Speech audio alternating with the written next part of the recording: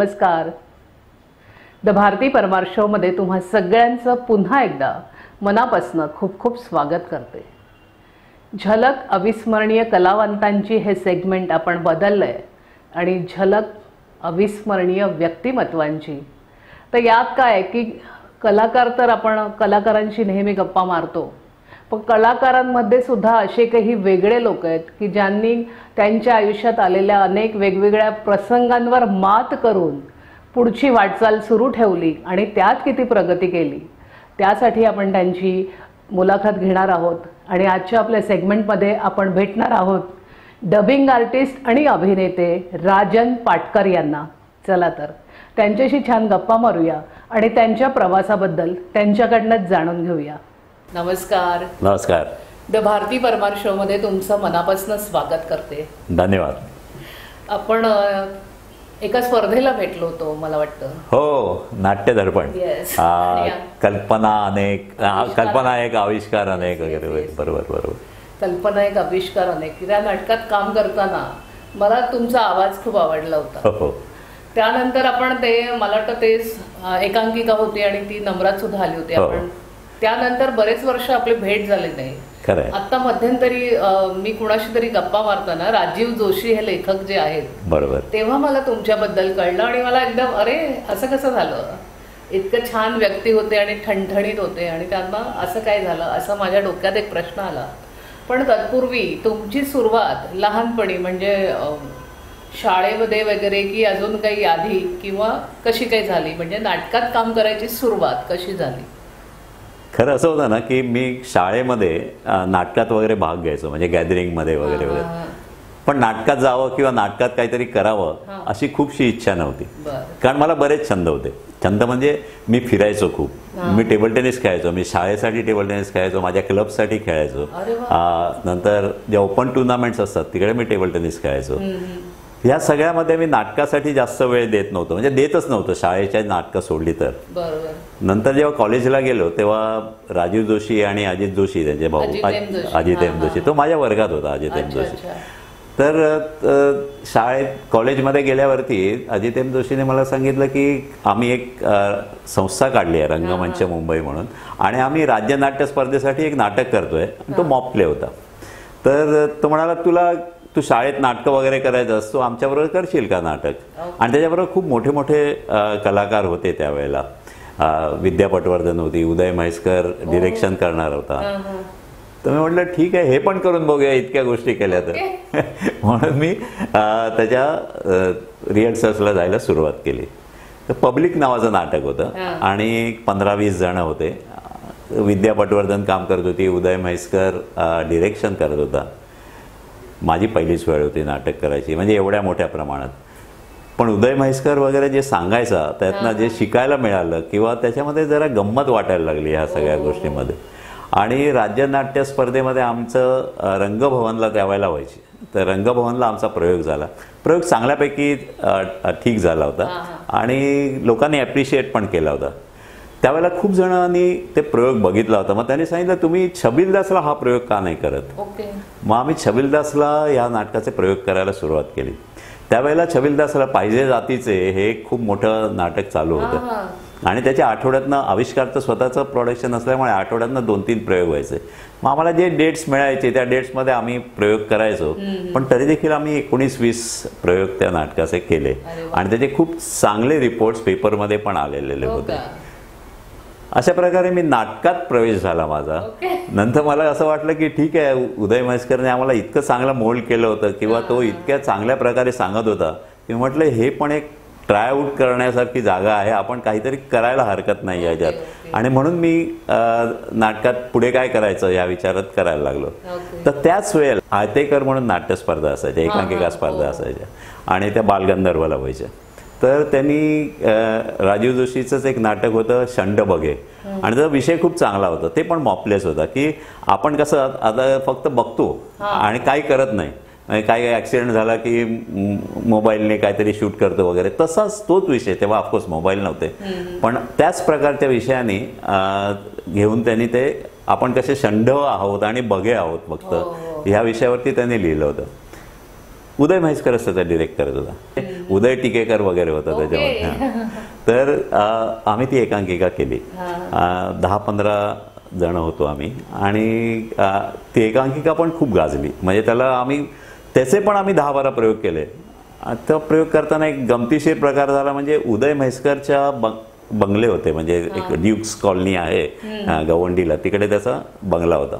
तर तिकडे एक कार्यक्रम असताना आम्ही ह्या नाटकाचा एकांकिकेचा प्रयोग केला.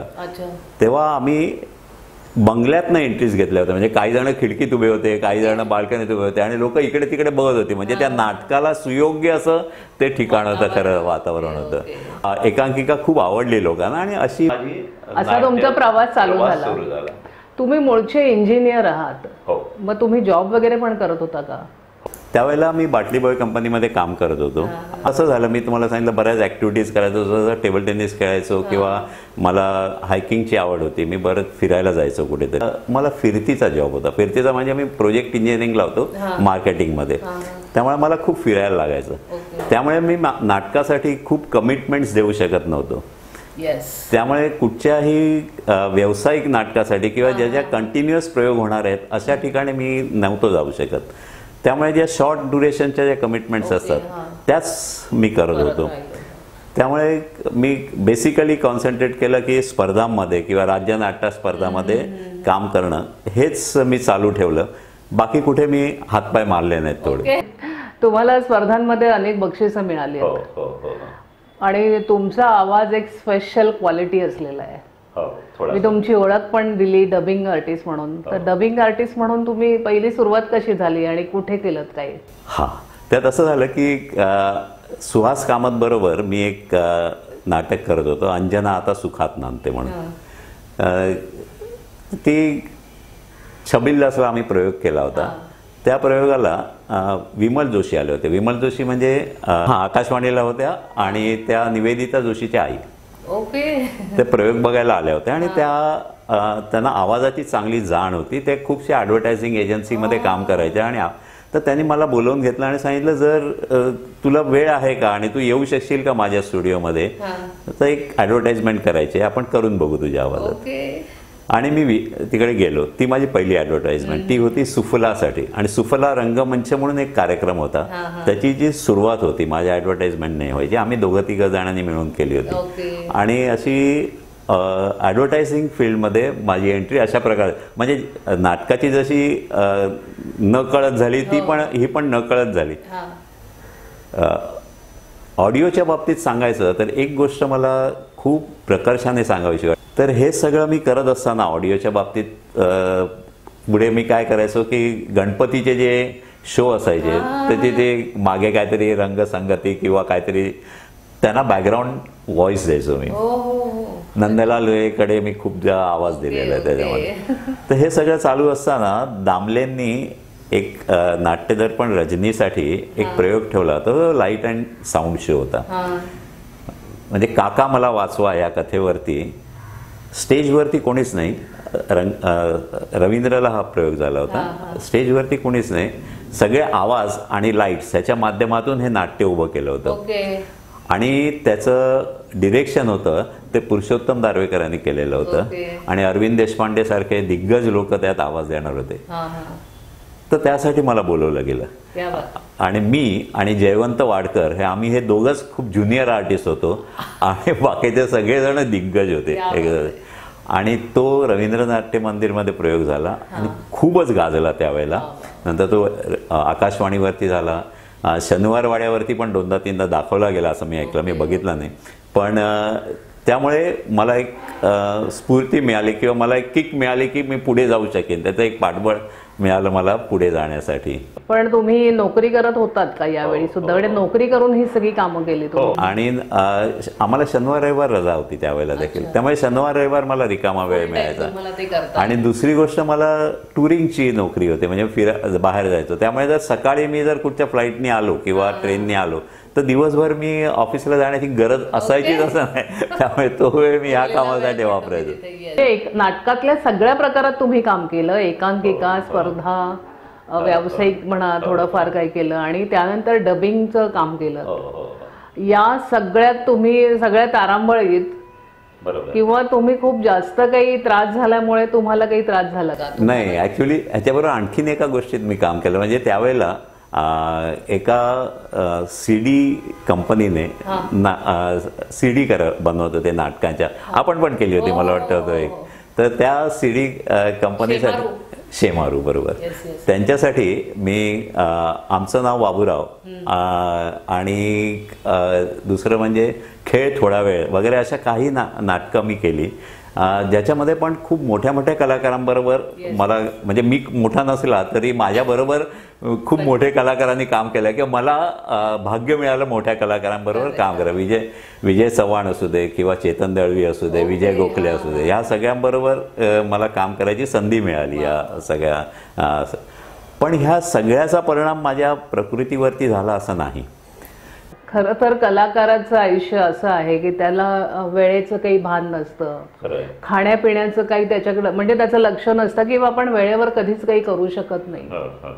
आता आपण मूळ विषयाकडे येऊया की तुम्हाला, म्हणजे मी नुसतं ऐकलंय आणि त्याची दाहकता मला नाही माहिती, तुम्हाला काय झालं आणि तुमचं आयुष्य बदललं? हां, प्रत्येकाला आपल्या खानदानाकडनं काहीतरी मिळतं, संपत्ती मिळते, बंगले मिळतात.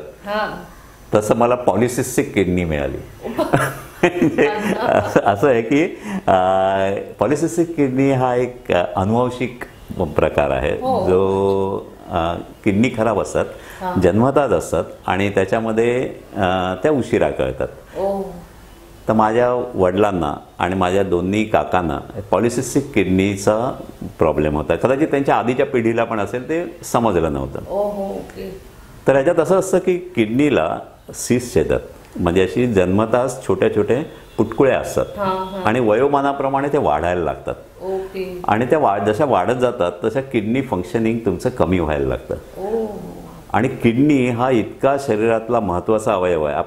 आपण समजतो की हार्ट हा महत्त्वाचा अवयव आहे, पण त्याहीपेक्षा जास्त किडनीचं फंक्शनिंग हे महत्त्वाचं आहे. तर त्याच्यामुळे होतं काय की तुमच्या प्रत्येक अवयवावरती परिणाम व्हायला लागतो.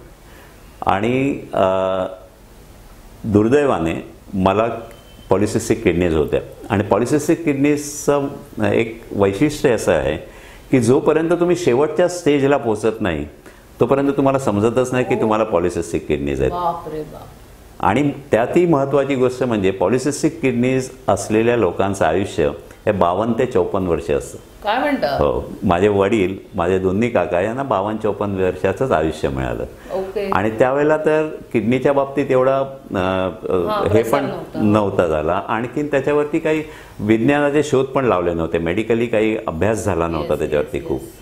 त्यामुळे मुळीच काही झालं नाही. म्हणजे माझ्या वडिलांच्या बाबतीत तर असं झालं की माझे वडील टूरला गेले होते रत्नागिरीला आणि 2-4 दिवसांनी माझा साखरपुडा होता आणि तिकडे त्यांना काहीतरी अटॅक आला म्हणून त्यांना घेऊन आले, KEMमध्ये ॲडमिट केलं. आणि माझं जर शनिवारी साखरपुडा असेल तर गुरुवारी ते गेले.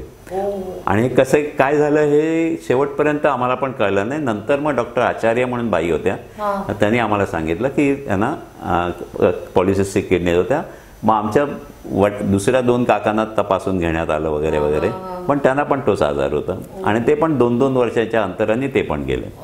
तर अशी आमच्या घराण्याची एक स्थिती होती. म्हणजे त्यावेळेला माझं असं झालं की माझा एक मित्र होता डॉक्टर, त्यांनी मला एक साधारण 47-48 वर्षी मी त्याच्याकडे गणपतीला गेलो असताना त्यांनी मला सांगितलं, अरे तुझ्या घरात हा जर फॅमिली प्रॉब्लेम आहे तर तू आताच का नाही चेक करून घेत?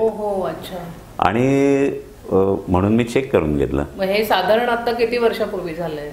आता मी 67 वर्षाचा आहे आणि ते त्यावेळेला 47 वर्ष, म्हणजे 20-22 वर्षापूर्वीची गोष्ट सांगतोय. तर त्यावेळेला मी चेक केल्यानंतर लक्षात आलं की हो, मला देखील पॉलिसिस्टिक किडनीज आहेत. Oh my God. तर पॉलिसिस्टिक किडनीज किंवा किडनीचा कोणत्याही विकारामध्ये एक असं आहे की तुम्हाला किडनीवरती औषध नसतं, म्हणजे ते बरं करू नाही शकत. त्याचा जो वेग आहे, म्हणजे खराब होण्याचा जो वेग आहे तो तुम्ही कमी करू शकता फक्त. आणि दुसरी गोष्ट, त्याचा जो शरीरावरच्या इतर भागावरती परिणाम होतो तो तुम्ही थांबवायचा प्रयत्न करू शकता किंवा तो परिणाम होऊ नये म्हणून औषधं घेऊ शकता. मग तुम्हाला त्या चेकिंगमध्ये हे कळलं की आपल्याला पॉलिसिस्टिक किडनीज आहेत? पण त्या सुस्थितीत होत्या की पॉलिसिस्टिक किडनी म्हणजे त्या किडनी म्हणजे हळूहळू मरणाच्या दिशेने चाललेल्या असतात. तर त्या मरणाच्या दिशेने जाण्याचा जो स्पीड आहे तो कमी करणं आणि त्यांचा माझ्या ब्लड प्रेशरवरती किंवा स्किनवरती किंवा डोळ्यांवरती जो परिणाम होणार तो कमीत कमी होणं यासाठी औषधं द्यायला सुरुवात झाली. आता कसं आहे, आपण शाळेमध्ये सायन्स शिकतो, केमिस्ट्री शिकतो, पण शरीराचा आणि केमिस्ट्रीचा एवढा संबंध आहे असं आपल्याला समजत नाही, पण खरा असतो. तर त्यामुळे होतं काय की जेव्हा किडनीज फेल व्हायला लागतात किंवा किडनीचा प्रॉब्लेम चालू होतो तेव्हा किडनीची फंक्शन्स बरीच असतात. आपल्याला माहीत असतं की आपल्याला फक्त लघवी करण्याचं काम किडनीचं असतं, पण तसं नाही आहे. किडनी काय करतं की तुमच्या शरीरातलं वॉटर बॅलन्स आहे, म्हणजे पाणी किती असायला हवं हे ठरवतं आणि तेवढंच पाणी राहील याची काळजी घेतं. बाकीचं युरिन द्वारे बाहेर टाकवतं. त्याच्याशिवाय असं एक केमिकल बनवतं की जे तुमचं BP कंट्रोल करेल किंवा हार्टबीट्स कंट्रोल करेल. त्यामुळे किडनी जर खराब झाली तर तुमचे BP वाढू शकतं. तिसरी गोष्ट म्हणजे आपण जे खातो ते खाल्ल्यानंतर त्याच्यातला जो कॅल्शियम आहे तो रक्तात मिसळण्यासाठी जे केमिकल लागतं, कारण त्याचं कॅल्शियम वेगळं करायला लागेल ना आणि नंतर रक्तात मिसळलं, ते केमिकल किडनी बनवते. नंतर अशी बरीचशी कामं आहेत ती जी किडनी करते आणि किडनी फेल व्हायला लागल्यावर ह्या सगळ्याचा परिणाम आपल्या शरीरावरती दिसायला लागतो.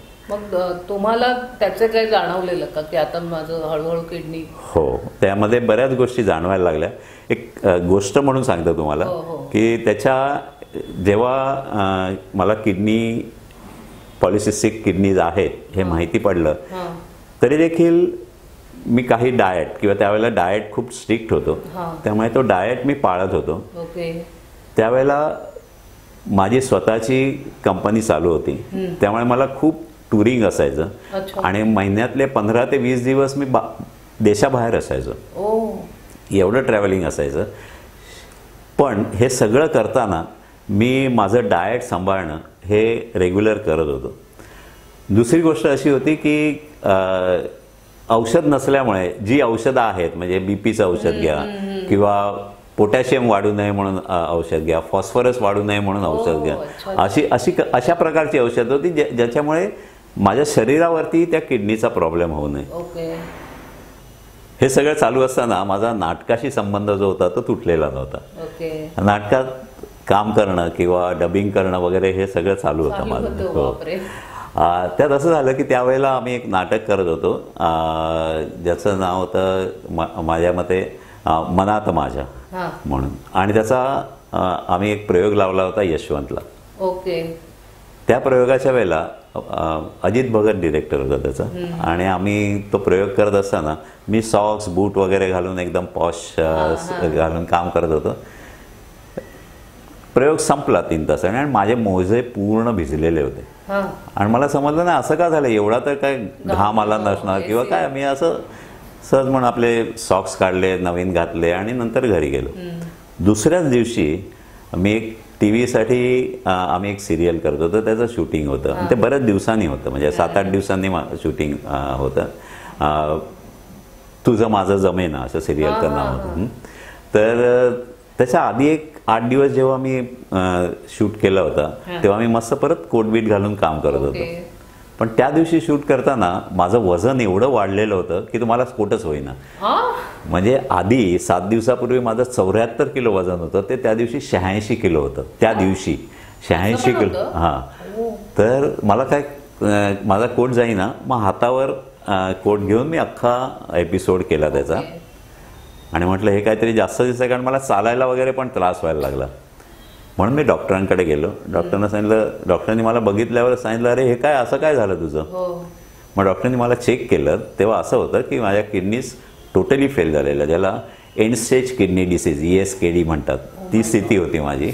आणि माझ्या शरीरात पाणी जमलं होतं आणि त्यामुळे मी असं बसलो ना की पायातनं पाणी व्हायचं. तर शरीरात राहतं आणि मग जिकडनं त्याला जागा मिळेल तिकडनं ते बाहेर पडायला लागतं. त्यामुळे ते शरीरातनं पाणी बाहेर यायला उझिंग आउट ज्याला म्हणतात, वॉटर उझिंग आउट. आणि जर ही स्थिती आणखीन जास्त वेळ राहिली तर हार्ट अटॅक येऊ शकतो. तर अशी स्थिती होती माझी त्यावेळेला. मग डॉक्टरनी दुसऱ्या दिवशी मला ॲडमिट केलं आणि माझं डायलिसिस चालू झालं.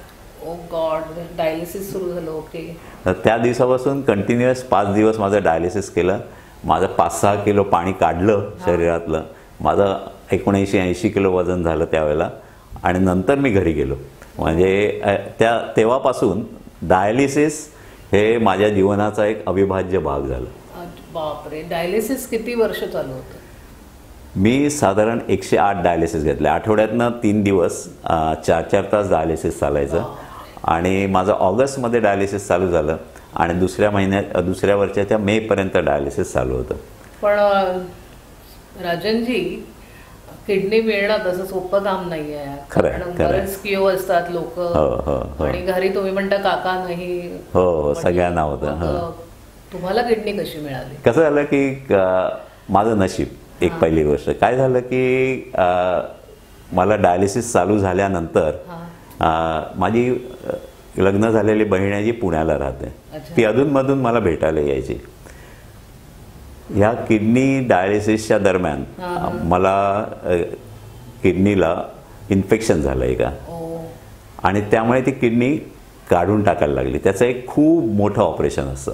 आणि म्हणजे माझ्या पोटावरती जवळजवळ आपली कलिंगडाची भेस असते तेवढा मोठा कट आहे. म्हणजे आज पण आहे तो, त्याचा व्रण आहे एवढा. आणि त्यातनं किडनी बाहेर काढली गेली. म्हणजे एक मुठभर जर किडनी असेल तर माझ्या किडनीचा आकार त्या सिस्ट आणखी इन्फेक्शनमुळे एक थाळीभर झाला होता. हां, ती इन्फेक्टेड किडनी काढली गेली. आणि त्यानंतर हे सगळं होत असताना माझी डायलिसिस घेत होतो. हां, म्हणजे ते डॉक्टर त्यावेळेला मला ड्रेसिंग करायचे. त्यावेळेला डायलिसिस चालू असतानाच ड्रेसिंग करायचे. म्हणजे माझ्या एका हाताला डायलिसिस चालू असायचं आणि मी झोपलेला असायचो आणि पोटावरती डॉक्टर हे करत असायचे, ड्रेसिंग करत असायचे. हे सगळं माझ्या बहिणीने बघितलं. तिला वाटलं की आपण जर किडनी दिली तर माझे भाऊ आणखीन त्याचं एक कुटुंब वाचू शकतील. कारण अशी स्थिती होती की त्यावेळेला माझी मुलगी ही ग्रॅज्युएशन करत होती, माझा मुलगा 12वीत होता. आणि आमचा चांगला बिझनेस चालत असल्यामुळे माझ्या बायकोनी नोकरी सोडलेली होती. त्यामुळे आमच्या घरात उत्पन्न नव्हतं काहीच, म्हणजे माझ्याशिवाय. आणि म्हणजे असं झालं, एक मोठा घडा असतो त्याला एक भोग पडलाय, तो भरलेला असला तरी हळूहळू खालती होतोय. तसं आमची स्थिती चालू होती. पण एक प्रश्न आहे मध्ये, म्हणजे सॉरी डिस्टर्ब करते तुम्हाला, आपण एका किडनीवर राहू शकतो ना? हां, आपण एका किडनीवरती राहू शकतो. तुमची एकच किडनी काढली होती? हो, एक किडनी काढली होती. पण ते एक जो ESKD आहे त्याचा अर्थ दोन्ही किडनी खराब झालेल्या असतात. देवाने आपल्याला 2 किडनी दिलेल्या आहेत. आपण 100% ते म्हणजे आपली एक 100% स्टँड बाय आहे. पण जेव्हा डॉक्टर सांगतात की तुम्हाला किडनी फेल झाली आहे, तेव्हा तुमच्या दोन्ही किडन्या वर्किंग बंद झालेलं असतं. नाहीतर 100% असेल तर काहीच हरकत नाही, तुम्ही वर्किंग करू शकता. पण ॲक्च्युली आपल्याला 200% असल्यामुळे जेव्हा डॉक्टर आपल्याला सांगतात की तुमची किडनी फेल झाली आहे, याचा अर्थ तुमच्या दोन्ही किडनीचं वर्किंग स्लो डाऊन झालं आहे किंवा बंद झालं आहे. मग दुसरी पण काम करत नव्हती? दुसरी पण त्याच्यावरती पण शिस्त होते आणि ते तसंच होतं, वाईट होती त्याची स्थिती देखील. तर बहिणीने विचार केला. कारण असं होतं की जर मी बरा नाही झालो तर आमच्या अख्खी फॅमिली अफेक्ट झाली असते. कारण उत्पन्न नाही, खर्च भयानक वाढला होता. तर तुम्ही विचार करा की माझ्यासाठीच असं नाही की ज्यांना किडनीचा प्रॉब्लेम असतो त्यांना महिन्याचा डायलिसिसचा खर्च हा साधारण 25,000 ते 30,000 रुपये असतो. दर फक्त डायलिसिस चालू असेल तर. त्याच्याशिवाय तो माणूस आठवड्यातनं 3 दिवस 4 तास हा मशीनला जोडलेला असतो. त्याला जाण्या येण्यासाठी जर 1 तास लागला तर त्याचे 4 दिवस तो काम नाही करू शकत. डायलिसिस ही एक खूप त्रासदायक प्रोसेस आहे. त्यामुळे दुसऱ्या दिवशी तुमचं डोकं दुखणं किंवा BP चेंज होणं हे असतं. त्यामुळे तुम्ही काम करू शकताच असं नाही. त्यामुळे तुमचं काम बंद होतं हळूहळू. आता तुम्ही डायलिसिसला जाणार म्हणजे तुमच्याबरोबर घरातली एक व्यक्ती येते, म्हणजे तिचा पण तेवढाच वेळ जातो. आणि हे सगळं झाल्यावरती घरात एक जर डायलिसिसचा पेशंट असला तर पूर्ण घर हे डिस्टर्ब होतं. आणि हे आमच्या बाबतीत पण होत होतं. माझ्या बहिणीने विचार केला, जर मी माझी किडनी देऊ शकत असेन तर मी फक्त माझ्या भावालाच नाही तर त्याच्या फॅमिलीला देखील जीवदान देऊ शकते किंवा त्यांचं जीवन बदलू शकतं. आणि म्हणून तिने आता बहिणीला द्यायची, 2 गोष्टी चेक करायला लागतात. तिला हा प्रॉब्लेम नाही आहे ना पॉलिसिस्टिक किडनीचा, ही पहिली गोष्ट. दुसरी गोष्ट, तिच्या सासरच्यानी ह्याला मान्यता दिली पाहिजे, कारण ती लग्न झालेली होती, तिला एक मुलगा होता आणि त्यांनी सासरच्यांची बोलली आणि त्यांनी सांगितलं ठीक आहे, तुझ्या भावाला जर तुला किडनी द्यायची असेल तर मग आम्हाला काहीच हरकत नाही.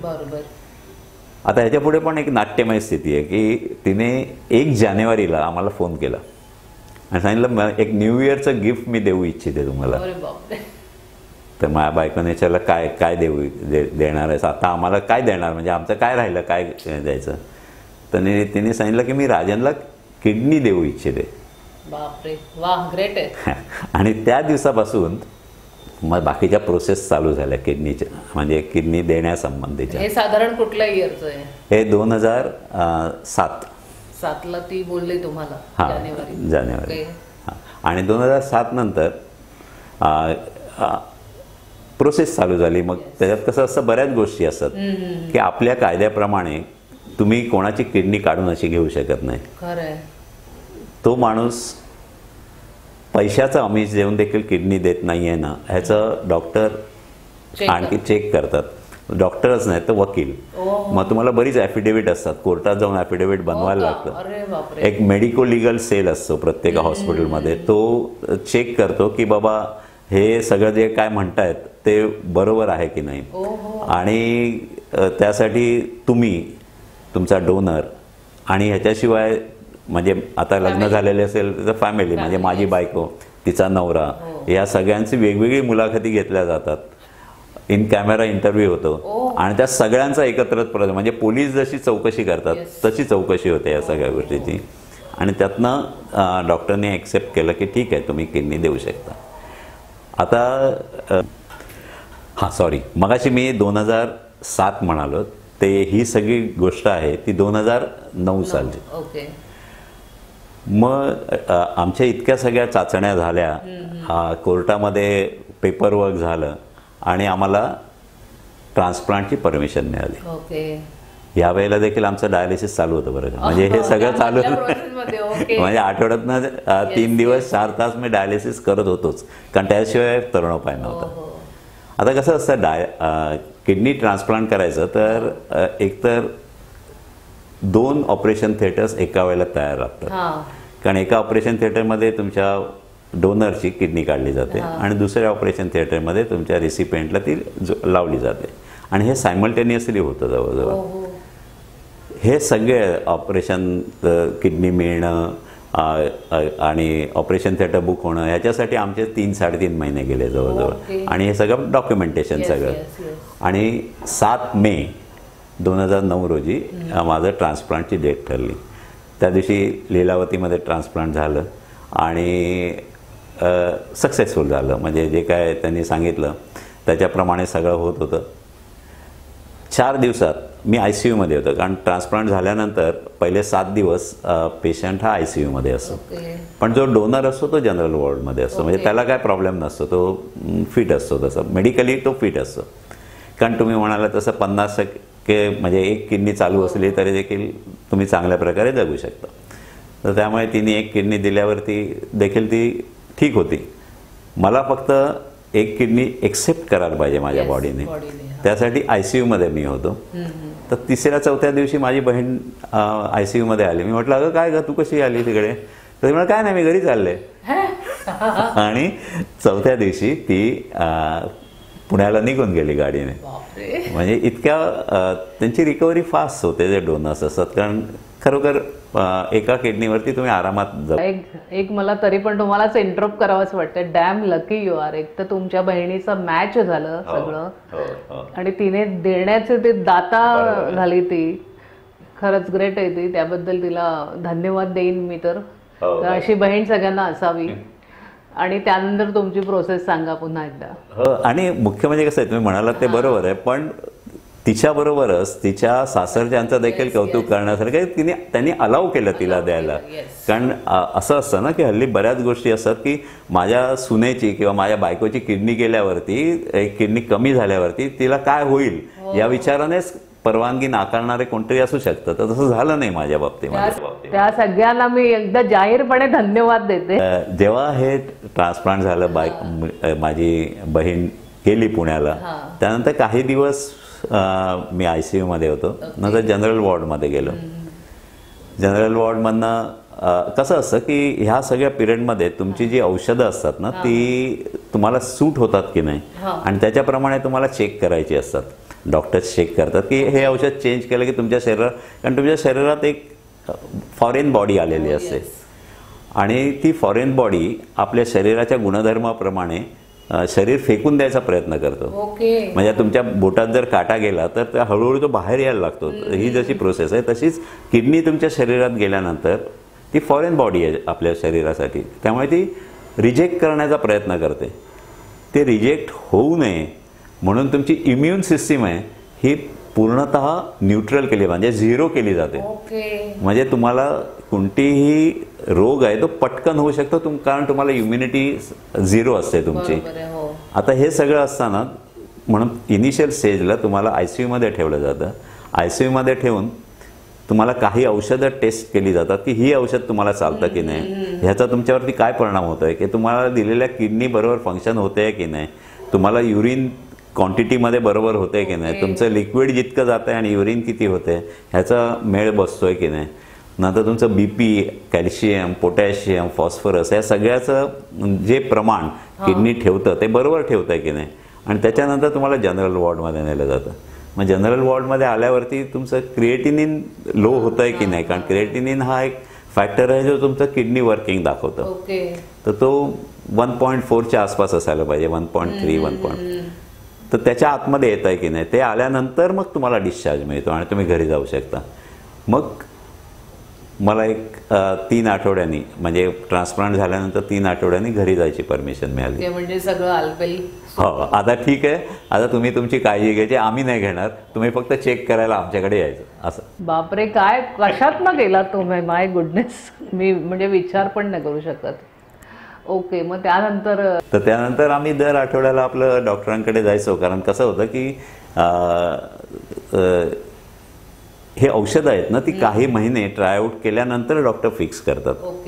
त्यामुळे दर आठवड्याला ती थोडी चेंज होऊ शकतात, त्याची स्ट्रेंथ चेंज होऊ शकते, किंवा BPचंच औषध फक्त दुसऱ्या कुठच्या तरी मिक्सिंगचं फॉर्मॅटचं असं असू शकतं. तसं करत करत डॉक्टरांनी जेव्हा औषधं फिक्स केल्यानंतर 2-3 महिन्यांनी, नंतर मग 1-1 महिन्यांनी तुम्हाला डॉक्टर बोलवतात, त्याच्या आधी 1-1 महिन्यात बोलवतात. त्यामुळे मी दर आठवड्याला आमची वरद जायची हॉस्पिटलमध्ये चेकिंगसाठी वगैरे वगैरे. तर असं झाल्यानंतर आमचे राजीव जोशी ते आले आम्हाला भेटायला 2दा-3दा. ते म्हणाले, काय करतोस काय मग तू आता? मी म्हटलं काय करणार, दिवसभर घरात असतो. आणि कसं असतं की इम्युनिटी झिरो केल्यामुळे बाहेर जाता येत नाही. म्हणजे मला एका खोलीमध्ये नजर कैद असतात ना, तसं बंद करून ठेवलं होतं, सगळे दरवाजे बंद, AC लावून मी आपल्या घरात बसलेला असायचो त्या खोलीत. मग मला काय हवं असेल तर मी घंटा वाजवतो, टिंग टिंग टिंग टिंग टिंग. मग कोणतरी याचं काय पाहिजे, जेवण पाहिजे, पाणी पाहिजे. मग ते पाणी पण उकळलेलं 2दा-3दा उकळून फिल्टर करून नंतर दिलेलं असं, कारण इन्फेक्शन होऊ नये म्हणून, कारण इम्युनिटी नव्हती. ते असं होतं. त्यामुळे मी एका आयसोलेटेड वॉर्डमध्ये मी बसल्यासारखं मी असायचो घरामध्ये. त्याने विचारलं, मग तू काय करतोस? म्हणजे आमच्या घरी पाहुणे आले ना तरी ते त्या खोलीत बसायचे, मी ह्या खोलीत बसायचो, आम्ही इकडनं तिकडे बोलायचो. कधी तरी मी 2 मिनटं चेहरा दाखवून यायचो, मी असा आहे म्हणून. तर इतकी माझी स्थिती होती त्यावेळेला. तर तो म्हणाला की अरे मग तू आता हे दे, काय विचित्र तुझे अनुभव आहेत. कारण हे सगळं होत असताना ना, माझ्या स्वभावाप्रमाणे मी हे सगळं मजेत घेत होतो. म्हणजे I was enjoying my transplant actually. तर मी हे सगळं तो म्हणाला, मग तू काय तुझ्याच भाषेत तू का नाही लिहून काढत? म्हटलं अरे कधी मी लिहिलं नाही बाबा असं काय, म्हणजे लिखाण ह्या माझा फील्ड नव्हे. तर तो म्हणाला नाही प्रयत्न कर, नोट्स तरी काढून ठेव, मग बघूया काय होतं ते.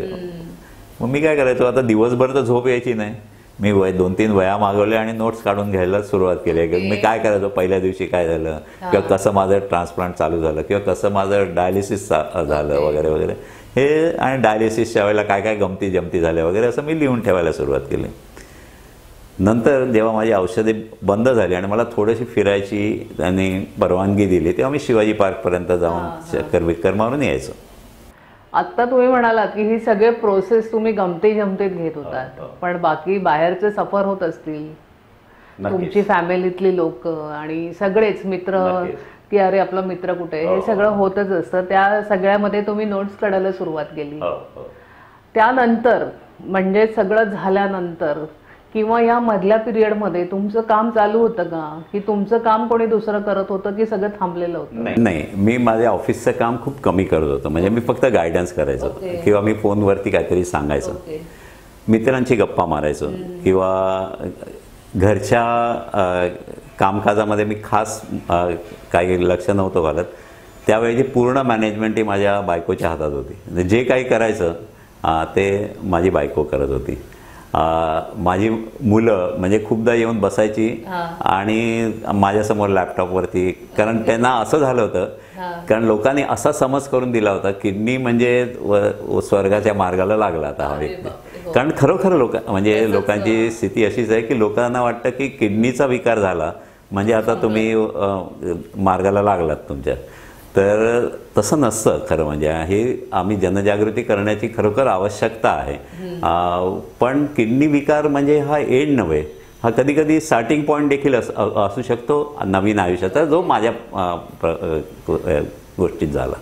पण त्यामुळे घरची खूप जण तर असे यायचे की आता शेवटचं दर्शन घ्यायला जाऊया. म्हणजे खूप जणांना असं वाटलं की आता हा माणूस पुन्हा भेटेल की नाही माहिती नाही, अशा दृष्टीने पण काही जण आलेले आहेत. कारण त्याला सगळी समाज माध्यम किंवा असेच आजूबाजूचे सगळेच जबाबदार आहेत, आपण काही करू शकत नाही. त्याहीपेक्षा महत्वाचं म्हणजे आमचे मित्र इतके विनोदी निघाले की दररोज मी बिअर घेऊन येतो, कारण बिअर घेतल्यानंतर युरिन साफ होते आणि त्यामुळे तुझं किडनी बरी होईल असं म्हणणारे देखील माझे मित्र होते.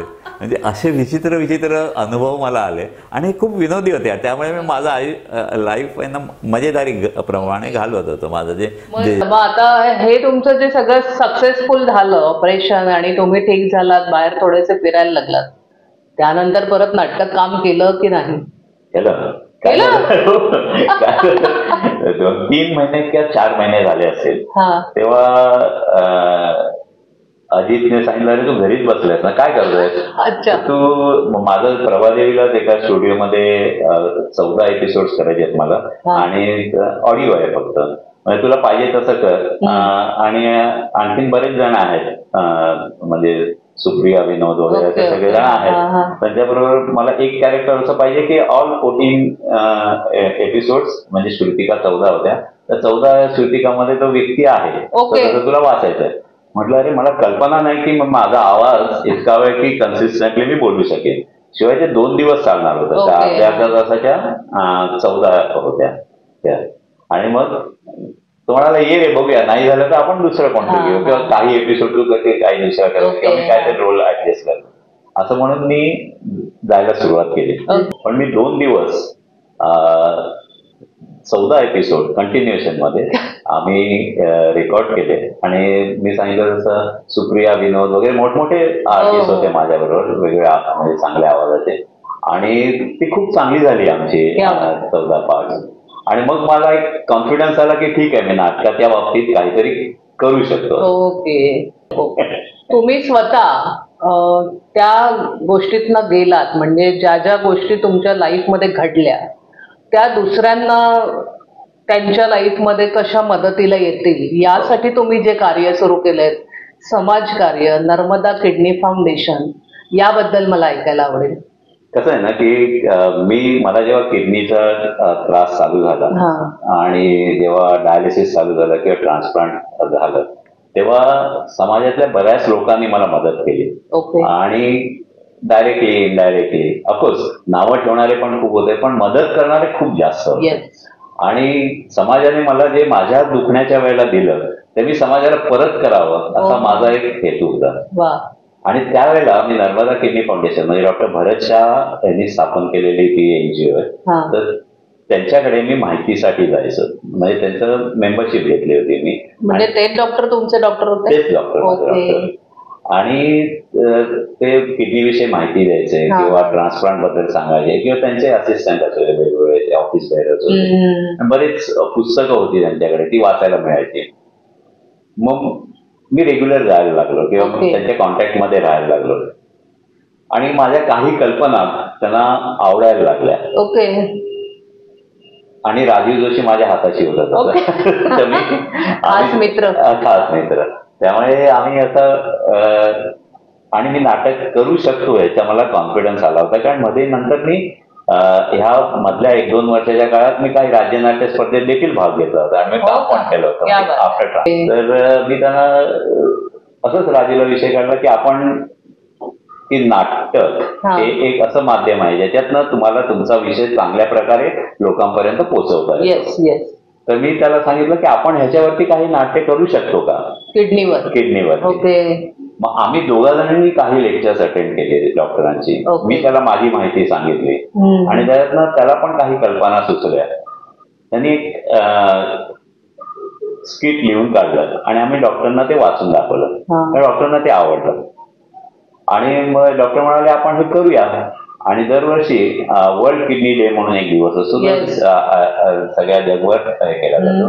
तर त्या दिवशी आम्ही ते नाटक करायचं ठरवलं. यम यमदूत. आणखीन यम यमदूतला म्हणतो हल्ली माणसं का कमी येतात आपल्याकडे. तर तो म्हणतो अरे हल्ली महाराज की तिकडे अवयवदानाचा खूप चाललंय त्यामुळे मरत नाहीत लवकर माणसं, खूप कमी माणसं मरतात.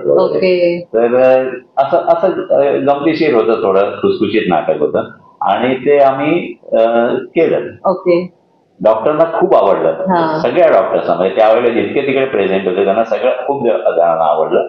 आम्ही ठरवलं की हे वेगवेगळ्या ठिकाणी करायचं. म्हणजे जेव्हा डॉक्टरांची लेक्चर्स असायची तेव्हा आमचं नाटक पण व्हायचं. आणि मग त्यांनी काही जणांनी तर येऊन सांगितलं, खरं सांगू का डॉक्टरनी जे सांगितलं ना ते आम्हाला नाही समजलं, पण तुम्ही जे सांगितलं ना ते आम्हाला समजलं. कारण डॉक्टर सांगायचे ते ऑफकोर्स त्यांच्या भाषेमध्ये त्यांच्या नॉलेज प्रमाणे सांगायचे, आम्ही साध्या भाषेमध्ये म्हणजे नेहमी आपण बोलतो त्या भाषेमध्ये. तर त्यामुळे लोकांना ते आवडायला लागलं.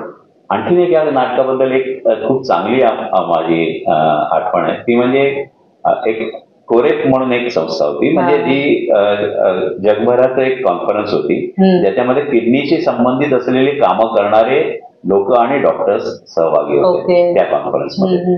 आणि जवळजवळ 80% लोक हे फॉरेनचे होते. त्यावेळेला त्यांनी आम्हाला बोलवलं हे नाटक करण्यासाठी. त्यामध्ये 80% लोक हे हिंदी न समजणारे, हे हिंदीमध्ये होतं, हिंदी न समजणारे होतं.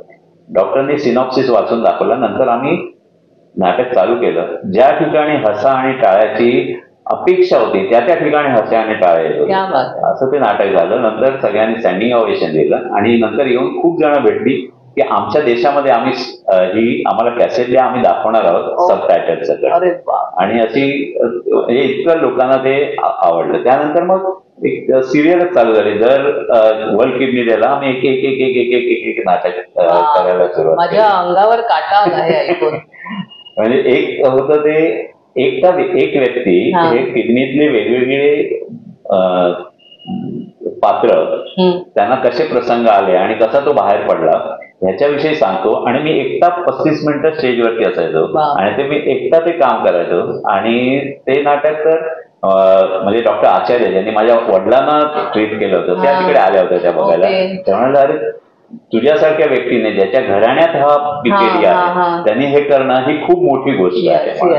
तर अशी आम्ही जवळजवळ 5-6 वर्ष केली. त्याच्यात नुसतेच किडनी आणि किडनी विकारांबद्दल नाही तर डाएट बद्दलची पण बरीचशी नाटकं आम्ही केली. कारण डाएट हे किडनीच्या संदर्भातलं खूप महत्वाची गोष्ट आहे. तुम्ही काय खाता, काय पिता, किती खाता आणि किती हे करता हे पण तुमच्या किडनीच्या विकारांशी किंवा किडनीला प्रॉब्लेम येऊ शकेल का नाही याच्यावरती रिलेटेड आहे. याचमुळे आम्ही काळा घोडा फेस्टिवलमध्ये 2 नाटकं केली.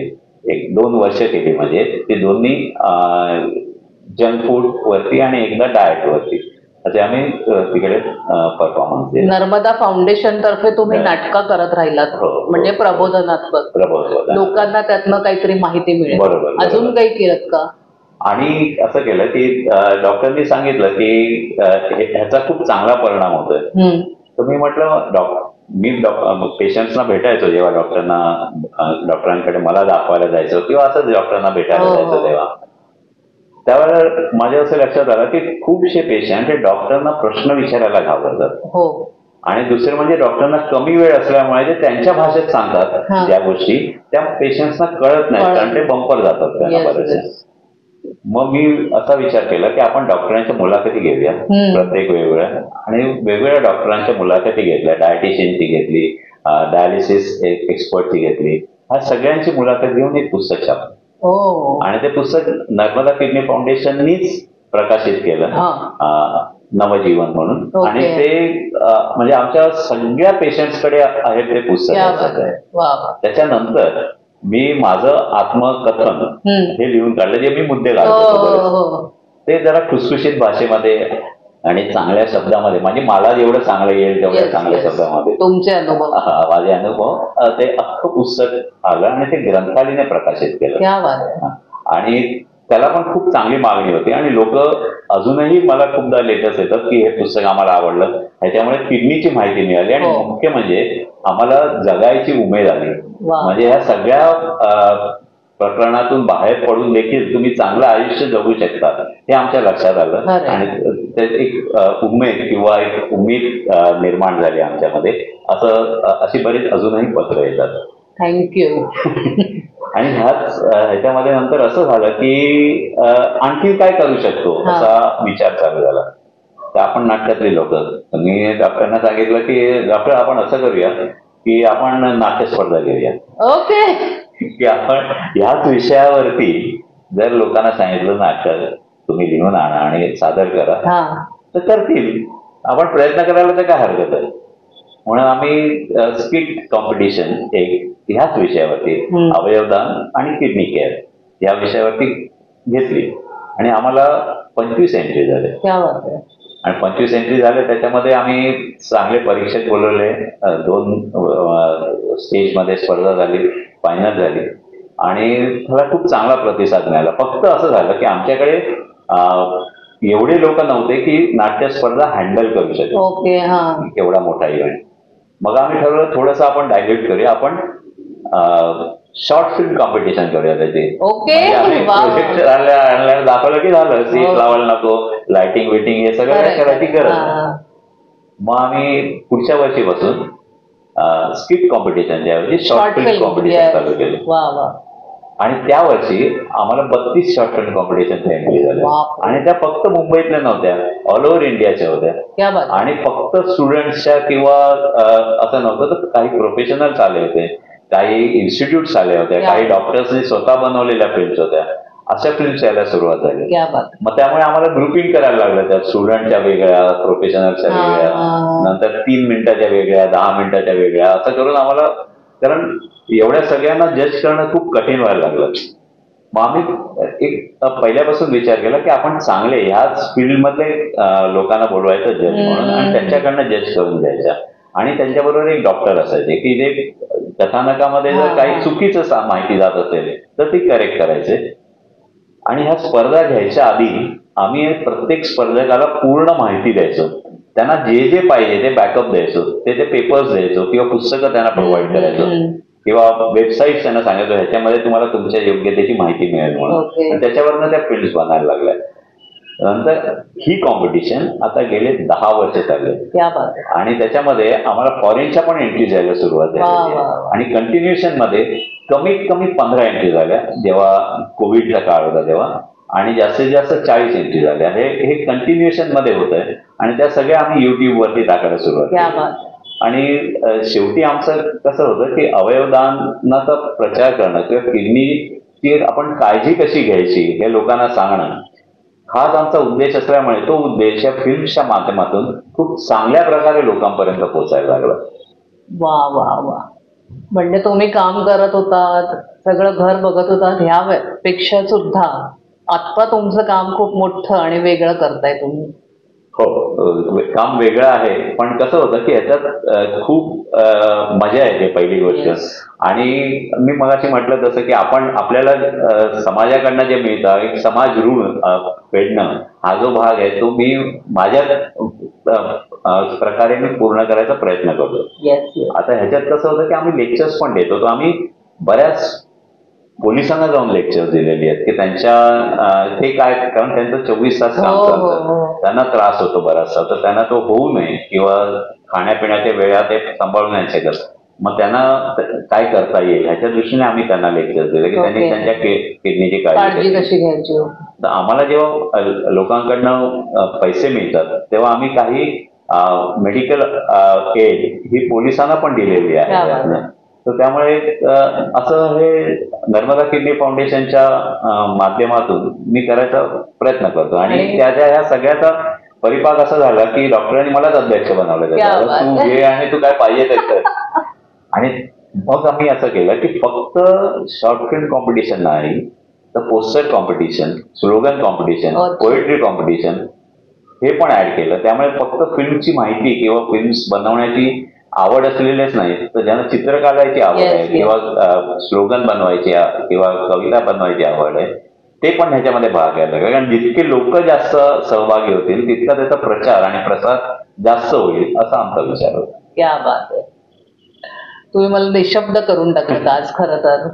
कारण एक दुर्धर प्रसंग आला की अख्खं कुटुंब त्या प्रसंगात वाहून जातं, त्यांच्याकडनं पुढे काही घडेल असं दिसतच नाही. कारण प्रत्येक, आणि मेन म्हणजे घरातला कर्ता पुरुष जर आजारी पडतो तर काय होतं असं आपण अनेकदा आजूबाजूला पाहत असतो. पण ह्या सगळ्यातनं उठून फिनिक्स पक्षाप्रमाणे तुम्ही राखेतनं पुन्हा एकदा स्वतःचं जग निर्माण केलं आणि नर्मदा किडनी फाउंडेशन नावाच्या संस्थेचे अध्यक्ष झालात. आणि तुम्ही आता जी इतकी उपयुक्त माहिती आम्हाला दिली त्याबद्दल मी द भारती परमार शो तर्फे तुमची अत्यंत आभारी आहे. धन्यवाद. आणि तुम्ही वेळात वेळ काढून मला वेळ दिलात आणि माझ्याशी छान गप्पा मारल्यात त्याबद्दल मी तुमची खूप खूप आभारी आहे. तर मंडळी, आजचा माझा हा एपिसोड तुम्हाला कसा वाटला हे तुम्ही मला कमेंट बॉक्समध्ये कळवणार आहातच. आणि सबस्क्राईब आणि लाईक आणि शेअर करायला विसरू नका. आणि धन्यवाद. झलक अविस्मरणीय कलावंतांची पाहण्यासाठी द भारती परमार शोला सबस्क्राईब करा आणि बेल आयकॉनला प्रेस करा.